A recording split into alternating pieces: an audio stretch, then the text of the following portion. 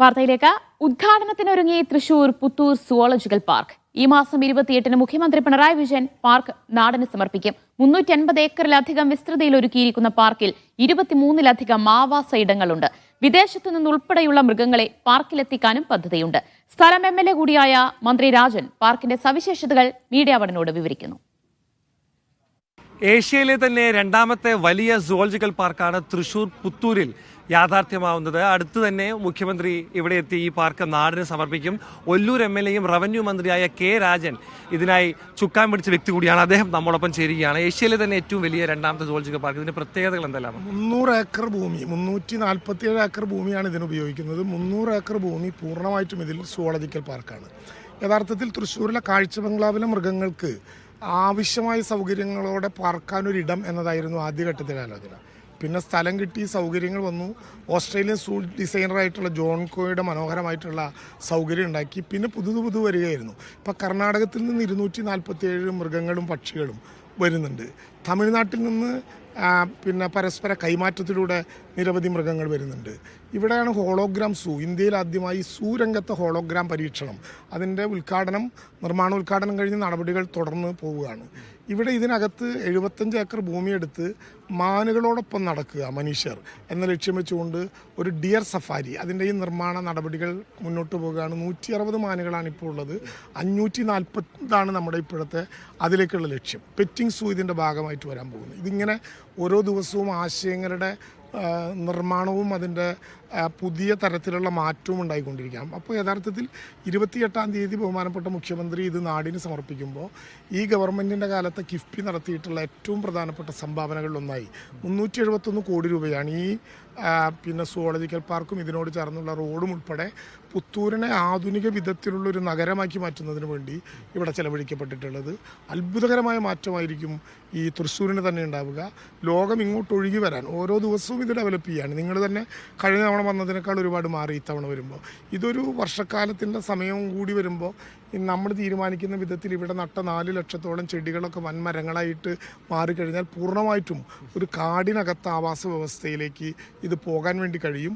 ഇത് മറ്റൊരിടത്തുമില്ലാത്ത ഒരു സംവിധാനമാകും. ഒരു കാര്യം കൂടിയുള്ളത്, സാധാരണ മൃഗശാലയിൽ അധികവും കാണുന്നത് ട്രെയിൻഡായിട്ടുള്ള പിടിച്ചു കൊണ്ടുവിടപ്പെട്ട എവിടെ നിന്നെങ്കിലും കൈമാറ്റി കിട്ടിയിട്ടുള്ള മൃഗങ്ങളായിരിക്കും. ഇവിടുത്തെ ഒരു പ്രത്യേകത, കേരളത്തിൽ ജനങ്ങളുമായി പലവിധത്തിൽ പ്രശ്നങ്ങളുണ്ടാക്കി പിടിക്കപ്പെടുന്ന മുഴുവൻ പിന്നെ ക്രൗരമുള്ള ജീവികളെയും മൃഗങ്ങളെയും നേരിട്ടിപ്പോൾ കൊണ്ടുവരുന്നത് ഇവിടേക്കാണ്. ഇവിടെ പ്രത്യേകിച്ച് ശ്രദ്ധേയമായിട്ടുള്ളൊരു ആശുപത്രിയുണ്ട്. അവിടെ ചികിത്സിക്കും, ക്വാറന്റൈൻ സെൻറ്ററിലേക്ക് മാറ്റും. കാട്ടിലേക്ക് തിരിച്ചുവിടാൻ പറ്റാത്ത മൃഗങ്ങളാണെങ്കിൽ ഇവിടെ തന്നെ കൂടും.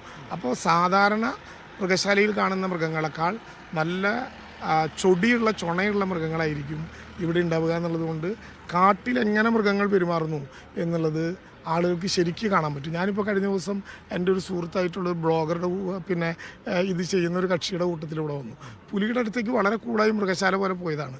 ആ ഒരു ഓട്ടം ഇപ്പോഴും നനച്ചിട്ടില്ല മൂപ്പരുടെ മനസ്സിലുള്ള ഓട്ടം. അത്ര ശക്തിയിലാണ് പുലി വന്നത്. അപ്പോൾ യഥാർത്ഥത്തിൽ നമ്മുടെ ക്വാറന്റൈൻ സെൻറ്ററിൽ പോയാൽ അറിയാം, ആദ്യഘട്ടത്തിൽ അവിടെ വരുന്ന മൃഗങ്ങളൊക്കെ അത്രമേൽ ഭീകരമായിരിക്കും. പിന്നെ പതുക്കെ കാടിൻ്റെ വ്യവസ്ഥയോട് ഇണങ്ങിച്ചേരും. ഒക്ടോബറിൽ ഇത് ഔപചാരികമായി ഉദ്ഘാടനം ചെയ്യും. 2 സമയം ഒരു ട്രയൽ റൺ പോലത്തെ പീരീഡ് ഉണ്ട്. അപ്പോഴായിരിക്കും ഇതിലേക്കുള്ള സംവിധാനങ്ങളൊക്കെ കൊണ്ടുവരിക. 2026 ജനുവരിയോടെ മുഴുവൻ ആളുകൾക്കും പ്രവേശിക്കാൻ കഴിയും. അതുവരെ ലിമിറ്റഡായ ആളുകളെ പ്രവേശിപ്പിച്ചുകൊണ്ട് ട്രയൽ റണ്ണിന് നേതൃത്വം നൽകും. ടിക്കറ്റ്, ഗതാഗതം, മറ്റ് സൗകര്യങ്ങളൊക്കെ എങ്ങനെയാണ്? വലിയ ഇടപെടലാണ്. 7 ലക്ഷം ലിറ്റർ വെള്ളമാണ് ഒരു ദിവസം വേണ്ടത്. 4 ലക്ഷം ലിറ്റർ വെള്ളം പ്രതിദിനം ഫ്രഷായും 3 ലക്ഷം ലിറ്റർ സൈക്ലിംഗ് മെത്തേഡിലൂടെയും നമ്മൾ ഉണ്ടാക്കും. 15 ലക്ഷം ലിറ്ററിൻ്റെ ഒരു ടാങ്ക് പൂർത്തീകരിച്ചിട്ടുണ്ട്. 3 കോറുകൾ അറ്റാച്ച് ചെയ്തിട്ടുണ്ട്. വെള്ളം പൂർണ്ണമായിട്ടും അവിടെ സംഭരിച്ച് ശുദ്ധീകരിച്ച് ഈ പ്ലാന്റിലേക്ക് മാറ്റാനുള്ളൊരു പദ്ധതിയുണ്ട്. ഇത് ഏതാണ്ട് ഒരു 6 കിലോമീറ്റർ, 4.5 മുതൽ 6 കിലോമീറ്റർ വരെ നടക്കാനുണ്ട്. അപ്പോൾ അതുകൊണ്ട് നടക്കേണ്ട ദൂരം നടക്കാം, വാഹനത്തിൽ പോകേണ്ട ദൂരം വാഹനത്തിൽ പോകാനായി ഈ സെൻറ്ററിൽ നിന്ന് ആരംഭിച്ച്, ടിക്കറ്റ് സെൻറ്ററിൽ നിന്ന് ആരംഭിച്ച് എപ്പോഴും കറങ്ങിക്കൊണ്ടിരിക്കുന്ന 3 ഇലക്ട്രിക് ബസ്സുകളുണ്ടാവും. ആളുകൾക്ക് ആവശ്യമുള്ളപ്പോൾ കയറാം, ആവശ്യമുള്ളപ്പോൾ ഇറങ്ങാം. ഒരു ദിവസത്തേക്ക് ഒരു തവണ ടിക്കറ്റ് എടുത്താൽ മതി. വേറെ മറ്റ് നടപടിക്രമങ്ങളൊന്നും അതിൻ്റെ ഭാഗമായിട്ടുണ്ടാകില്ല. ആ വിധത്തിൽ ഒരു ജനകീയമായ മാറ്റത്തിന് വിദേശത്ത് നിന്നും മൃഗങ്ങൾ എത്തിക്കാനുള്ള ശ്രമം നടക്കുന്നു. ഇന്നലെ ധനകാര്യ വകുപ്പ് മന്ത്രി ഔപചാരികമായി അതിൻ്റെ ഫണ്ട് പ്ലാൻ പ്ലാൻ ഫണ്ടിൽ നിന്ന് അനുഭവിക്കാൻ തീരുമാനിച്ചു. കിഫ്ബി പ്രതീക്ഷിച്ചാണ് നമ്മൾ ടെൻഡറിലേക്ക് പോയത്. പക്ഷേ കിഫ്ബിയിൽ നിർമ്മാണ സാധ്യതകളുള്ളൂ. എനിമൽ ട്രാൻസ്പോർട്ടിങ്ങിന് പണം അനുവദിക്കാൻ പറ്റില്ല എന്ന് പറഞ്ഞു. മുഖ്യമന്ത്രിയെ കണ്ടു, ധനകാര്യമന്ത്രിയെ കണ്ടു, ഞാനും ബഹുമാനപ്പെട്ട വനം വകുപ്പ് മന്ത്രിയും കൂടി ചർച്ച ചെയ്തു. അപ്പോൾ ടെൻഡർ ഈ ആഴ്ച പൊളിക്കുകയാണ്. ആരാണോ എടുക്കുന്നത് അവർക്ക് പണം അഡ്വാൻസായി കൊടുക്കാൻ ഇന്നലെ 6 കോടി രൂപ അതിനുവേണ്ടി വീണ്ടും പ്രത്യേകമായി ഗവൺമെൻറ് അനുവദിച്ചിട്ടുണ്ട്. ഗവൺമെൻറ്റിൻ്റെ വലിയ പിന്തുണയാണ് കിഫ്ബിയും. ഇത് നേരത്തെ ഉണ്ടായിരുന്ന ചില ലക്ഷ്യങ്ങളൊക്കെ ഉണ്ടായിരുന്നു, പക്ഷേ ആശയം മാത്രമായിരുന്നു. പണം വന്നത് കിഫ്ബി വന്നതോടുകൂടിയാണ്.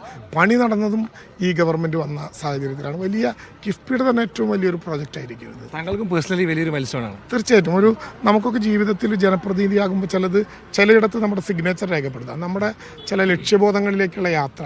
ഈ മണ്ഡലത്തിൽ അങ്ങനെ ഒരുപാട് സംവിധാനങ്ങളുണ്ട്. അതിൽ ഏറ്റവും പ്രധാനപ്പെട്ടത് സുവോളജിക്കൽ പാർക്കാണ്. വണ്ടർഫുൾ. എല്ലാവിധ ആശംസകളും. സന്തോഷം. Thank you. തൃശ്ശൂരിൽ നിന്നും നടരാജ് പരശുറാം, മീഡിയ 1.